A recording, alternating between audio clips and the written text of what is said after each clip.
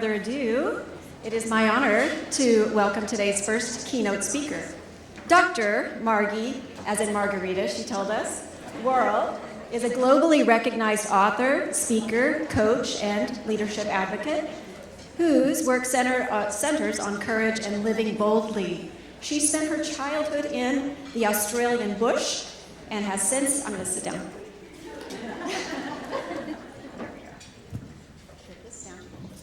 I'm here. She spent her childhood in the Australian bush and has since dedicated her life to helping individuals and organizations connect head and heart to take braver action and pursue their fullest potential. With a master's in leadership and organizational change and a PhD in human development, Margie brings both rigorous insight and real-world wisdom to her talks. Shaped by her own journey of exploration, resilience, and adventure across continents, she's also a devoted mother of four, a women's leadership advocate, thank you, and someone who believes deeply that embracing discomfort is essential to living well. Please join me in welcoming our first keynote speaker, Dr. Margie Worrell.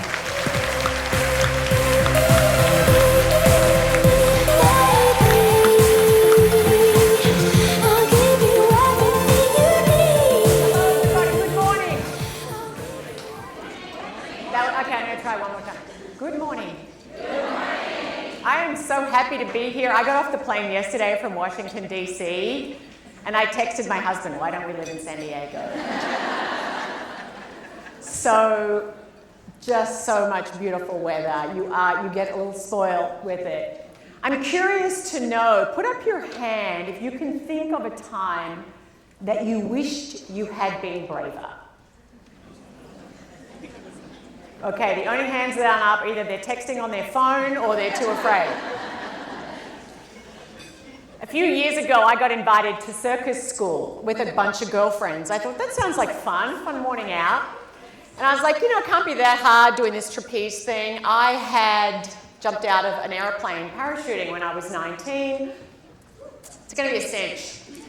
And as I climbed up the rope ladder for my turn with a harness on, I started to feel more and more nervous, and when I got to the top bar, I had to reach out to grab the swing thing, and all of a sudden my body froze.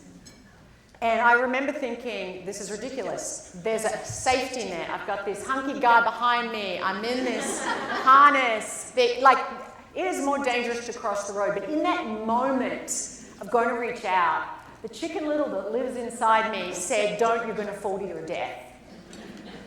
And I stood there frozen, and I found myself wanting to cry, and my friends on the ground started yelling out, find your courage, stop playing safe, you've got this, which sounds really beautiful in female sisterhood, except they were the titles of my books. And I wanted to yell out to them, shut the... But fear of professional humiliation won out over fear of falling to what my brain said was certain death. And I reached out, grabbed the bar, didn't do all my Cirque du Soleil moves, and let out a one almighty scream and then dropped to the net. And because I was raised in a strong Christian Catholic household, Mother Mary, I gave away my other two turns to my friends. Generous as I am. I share that because so often we know what it is we should do. We know we need to set a boundary. We need to say no. We need to make a bold ask and say, this is what I want. We need to put ourselves out there, and yet we hold back because our brains are exquisitely wired to be on constant alert for any threats to our comfort, to our sense of security. It's just that we don't have to worry about threats to our life these days near as much as we get anxious about threats to our standing being approved of. We are afraid of people criticizing us. We're afraid of falling short. We're afraid of people discovering we're not as smart or as capable or as worthy of where we are as they thought we were, which is the heart of imposter syndrome. And given the current climate right now, and the pushback on DEI that in one sense has some people saying, well, she's only there because, you know, they just wanted that quota to fill, etc. I have found that a lot of women are feeling more and more pressure to prove their worth, to work even harder, like I do belong here, I do deserve this. And I think it has never been more important for you as female leaders, as female change agents, as women with immense value to bring, to step back and go, I don't have to prove my worth, I just need to own it. And that takes courage, because our brains are wired to keep us safe. And so we often have this internal tug of war. One part of you, the brave part of you, the part of you that wants to be a woman who well and truly is a change agent. She gets stuff done. And all of you have unique strengths and capabilities to do that.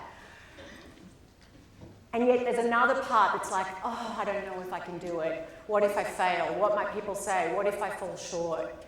And so sometimes there's this internal tug of war. And so I want to share with you 3 things that you'll see in my book, The Courage Gap, and I'm so happy and thank you to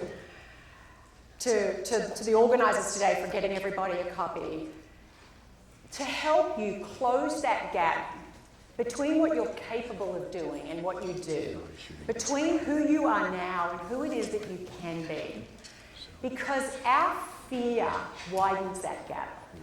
And it takes courage to close it. And I just want to be clear here what courage is and what courage isn't. Sometimes we think of courage as an emotion, where like, I'm unstoppable, no one's ever going to get me down. And yeah, I'm woman, hear me roar. And who here has felt those moments? About 7.5 hands went up. I mean, yes, sometimes I am woman, hear me roar.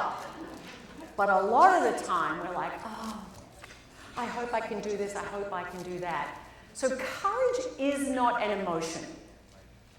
It is not going, I'm unstoppable, hear me roar. It is a decision. It is a practice. It is a discipline. It is deciding that something matters more than your fear. Something matters more than your fear. It is also the management of our fear. And we live in a world today, it's very different than the world even 20 years ago. We have these devices we carry with us everywhere. And we sit there and we scroll. Who here has found themselves sometimes losing half an hour to scrolling? Who wants to admit it? Yeah. And I'm curious to know, does anybody, put up your hand, does anyone at the end of 30 minutes of scrolling go, gee, I feel better about myself? Our news feeds are engineered. The algorithms are engineered to stoke insecurity and to stoke anxiety and to make us feel a little more afraid and to push us further into echo chambers of certainty and self-protection, because that feels good. Certainty of our rightness and their wrongness, that all makes us feel good. And I share that because we live in a world today where there is more anxiety. We have to manage what we're consuming because so many people are more anxious than they need to be. It is the safest time in human history to be alive, but you wouldn't know it. So, number 1, doubt your doubts. So often when we connect to something that we know we should do, like, I know I need to go and have that conversation with someone. I know I should put myself out there. I know I should go and introduce myself to that person over there, but I don't know, will they want to talk to me? I know I need to make this change. I know I'm settling and selling short. And it takes about 3.5 seconds for our brain to flood us with reasons why not. I'm too young, I'm too old, I'm too busy, it's summer, it's winter, it's Tuesday. What will people say? I need more support, let me just get a little bit more skill. And so often we are led more by our doubts about what we can't do and maybe we're not quite ready enough for than by our conviction, by our belief, by what is really tugging on us. You know, not everything you tell yourself is true. Not everything you tell yourself is true, but our beliefs are the operating system of behaviour, and nothing matters more in any moment than what you're telling yourself is true. So when you find yourself going, will I, won't I, just step back and go, what is it I'm telling myself? Where am I letting my doubts lead? Because your doubts are going to sell you short. That's not to say we shouldn't sometimes just step back and go, should I doubt myself? There's examples of people in high office that you go, I wish you would doubt yourself a little bit more. A complete lack of self-doubt can be dangerous. But my experience is, and all the research shows, is that women doubt themselves more and back themselves less than the men we share our lives with. And my first book was called Find Your Courage. And I remember thinking, if my audience was my husband, I would get no sales. Because he's like, yeah, just do it. Of course you can do it. Like, you could. Just doesn't struggle with doubt. I'm not saying all men, but women, we often let our doubts lead. So doubt your doubts. Challenge what it is you're telling yourself. What if that's not true? What if actually the absolute opposite is true? Because most of us underestimate ourselves. Research shows that when women are assessing themselves, we assess ourselves about one standard deviation from actually our real ability. And the men that we share our lives with, God bless them, they assess themselves about one standard deviation over their ability. And that starts out as children in elementary school. By 16, you ask boys and girls, how'd you go in the math test? Girl will go, oh, I didn't do very well. And a boy of equal ability go, yeah, I think I nailed it. And they both got a B+. Just so we can be so hard on ourselves, so critical in how we evaluate ourselves. Secondly, stand tall, walk tall, talk tall in your unique brand of brilliance. In this room is just immense potential. Every one of you have a unique combination of talents and skills. You have different personalities. Sherry was saying, I'm an introvert level 5. I'm an extrovert level 5. Thank goodness the world's not filled up with people that are exactly the same. And you know, so often we don't value what it is that makes us unique. Women, even more so than men, often look across at others and we engage in what's called negative social comparison. Oh, if only I was as brilliant strategically as her. Oh my gosh, I wished I was as creative as her. Oh, I wished I was as good at... And we always make these negative comparisons. And yeah, sometimes we go, hey, I'm a little bit better than they are. Either way, just recognize no one brings what you bring. Own your value. And when you own your value, you magnify your value. So stand tall. You know, fear starts in the brain, but it embeds in our bodies. And the research shows that actually how we hold ourselves, what's called postural expansiveness, even the expression on our face, putting on a little light smile, it signals to the brain, essentially, I got this. It literally connects us to our sense of agency. John Wooden, the famous basketball coach, once said, it's not about how tall you are, it's about how tall you play. Now, I wouldn't want to be a 5'2" aspiring to be an NBA player. But his point is how tall do we stand? And as women, because we are naturally a little smaller, we need to own our space. Stand tall in it, walk tall in it. Hold yourself like you've totally got this. And when those little voices pop up, because they will, because you're wired for them, ask yourself, who is it that I want to be right now? Lily Tomlin, the comedian, once said, I always wanted to be somebody.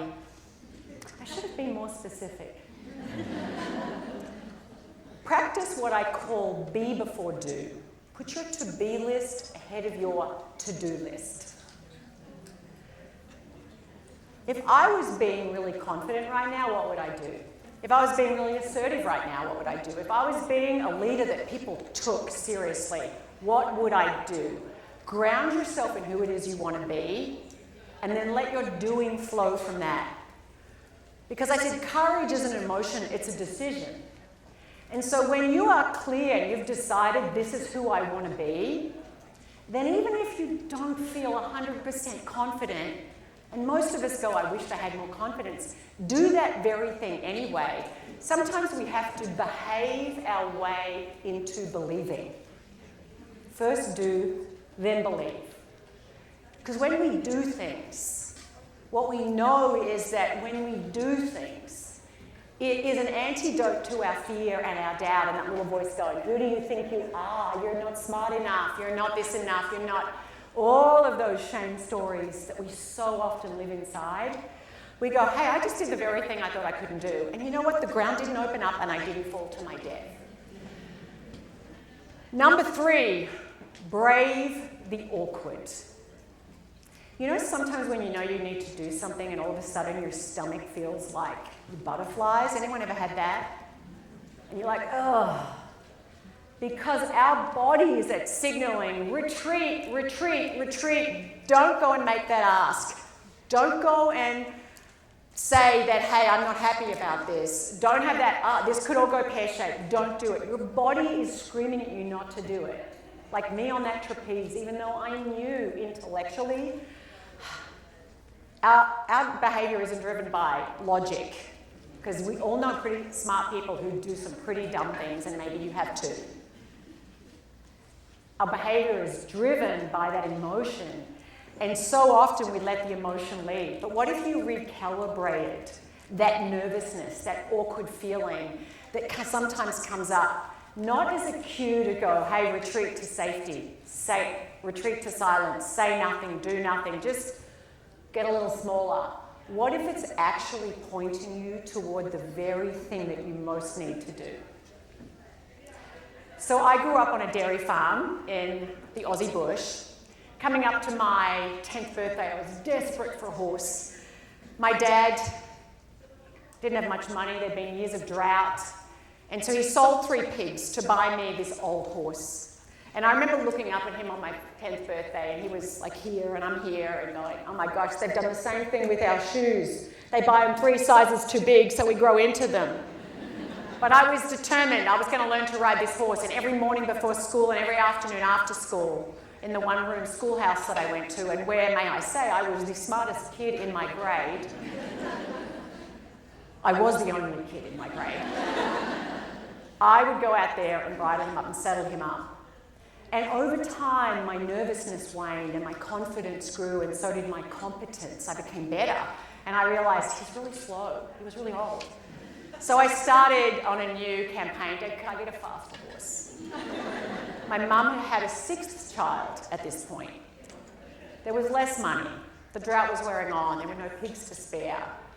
So Dad went into a raffle, and I went to church and said, dear God, please let me win that horse. I promise I'll be nice to my sister. I'll stop stealing from my mother's secret chocolate stash in the back part of the freezer underneath the frozen peas. I will. And faith of a child, we won my 2nd horse. And he went from 0 to 100 in 5 seconds flat, because no one gives their best horse to a raffle. And I was determined I would do it. I was going to go out there and learn to master him, and I did. Eventually competing in regional barrel races. The lesson I learned that has served me ever since and will serve you is that growth and comfort can't ride the same horse. You cannot grow into who it is you are capable of being. You cannot close that gap between the woman or man you are right now, the leader you are right now, the business owner, whatever it is that you are doing, and who it is you are capable of being, your God-given potential.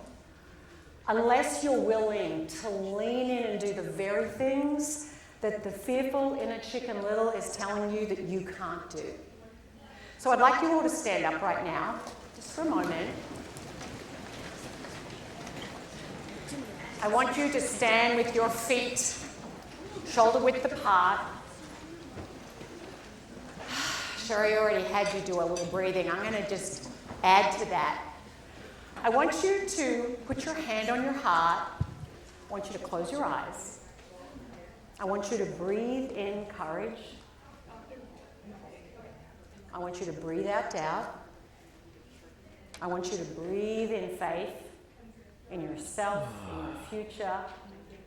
I want you to breathe out fear.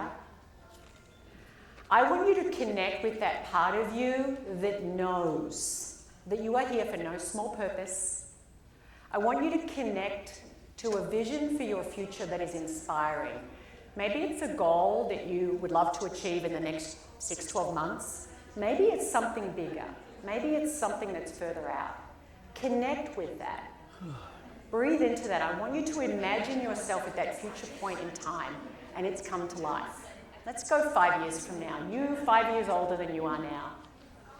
And you are living into a future that's been led by your courage and not by your fear. I want you just to picture yourself there. Where are you? Who's around you? What are people grateful to you for? What skills and talents have you been honing? What changes have you been making? What are the things you've been doing? What are you most proud of yourself for? Connect to that future version of yourself that knows things, that's experienced things, that is more convicted, more confident, less doubtful, less anxious. And now I want you to think of one small thing that you could do in the next 48 hours that would move you in that direction. Something you mightn't do otherwise. I want you just to think of it. Maybe it's to enroll someone in your vision. Maybe it's to sign up for something. Maybe it's to sign off from something you're doing that you just know is not moving you toward a future that inspires you. I want you to think of an action that maybe it's going to require a little bit of courage, or maybe just the focus. And now, with your eyes closed, have another breath. I want you to just take one very small step outside of your proverbial comfort zone. Just step forward to do that very thing. Just imagine yourself doing it. And now, standing tall in your own worth, I want you just to notice, how do you feel when you have backed your bravest self and the biggest vision for your future? A little prouder? What is it that comes up for you? Connect to that. And then take another big deep breath in, another one out, and look at the nearest person next to you and say, "You got this."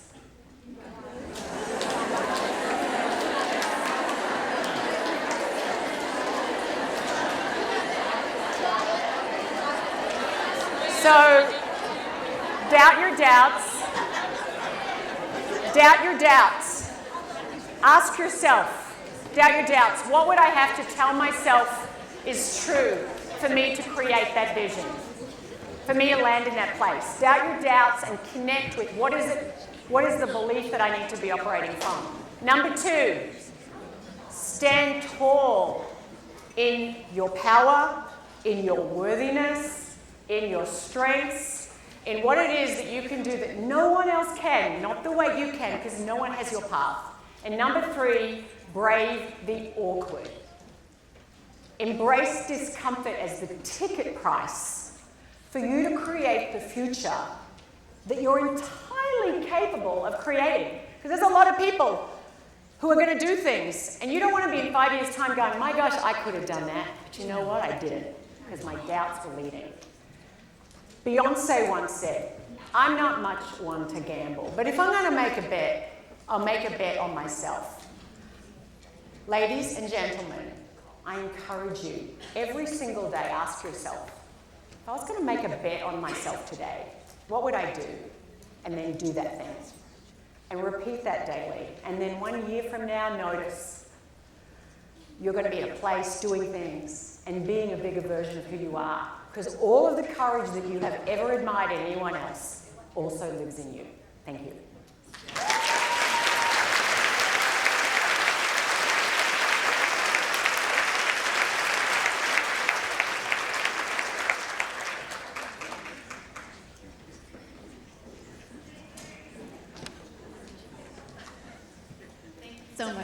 That was amazing. I loved it. We just have a couple of minutes. We had some questions prepared, so if you don't mind doing a little Q&A.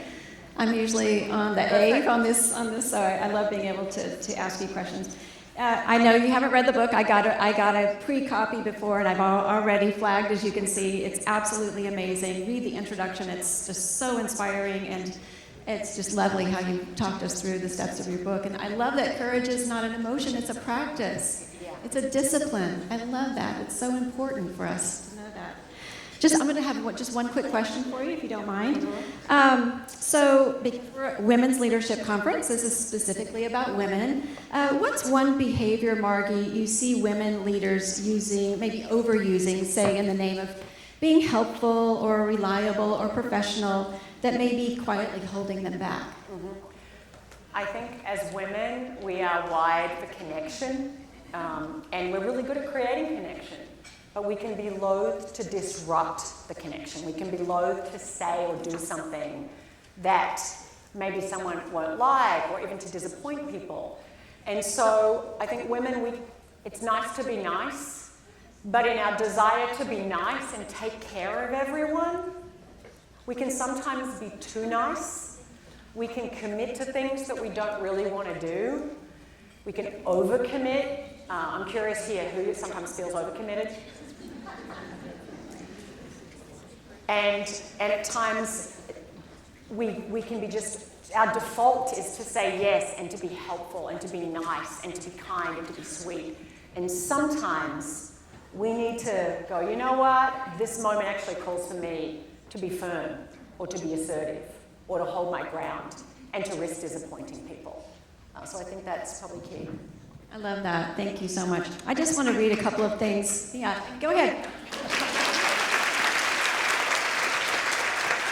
We have more time than I thought we did, so I'm going to keep going. So I love what you say in the preface. You say, not every challenge has brought me to my knees, yet all have strengthened my belief that what most limits our lives and threatens our future is not external, but we ourselves. It's our undeveloped courage to take action despite the fear. I love that. I think just in that, recognizing that this courage is a muscle, it's also like a learnable skill. It's like learning piano or speaking Spanish or making a souffle. If you start out, it's kind of hard and you're wobbly and it might be the best result, but if you practice it, you get better at it. So just recognizing, it doesn't matter if you're an introvert, it doesn't matter that you've always been super cautious and anxious. Everyone has the capacity to build their courage muscle, to do those things. And I'm guessing for you, you said you're an introvert. Introverts don't love being up on a stage. Yeah. They don't. My mother was a real introvert, except unlike you, she never did it. So she spent her life really being quite a wallflower in the corner. And I often think, like, what could she have done if she'd not let the fear lead? And so recognizing this isn't about a personality trait, this is about just making the decision that this matters. Yeah, I love that.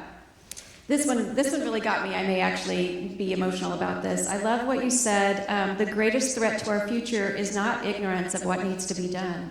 It's our unwillingness to act upon what we already know. And similarly, the greatest danger to humanity in the 21st century is not generative AI or climate change or foreign adversaries. It's our own lack of courage. Wow, that's really powerful. Yeah, that's amazing. So you said that you've written several books. Excuse me for now my question. So, but I love how you just jump in there. You said that you've written several books. So why, you have to choose your next subject. So courage is not something new. So why courage? Why now? I think the times that we're living in are very fearful. And it's not just the emotion people feel, it's the social media world and the algorithms and the fact that we are having this onslaught. We all know today what's going on in all parts of the world that didn't exist before. I also think the fear factor has ratcheted up for people to really speak truthfully, because now we risk a digital dog pile. You put yourself out there and say something, and it's not just your little village and your little circle, it's people at far more widely.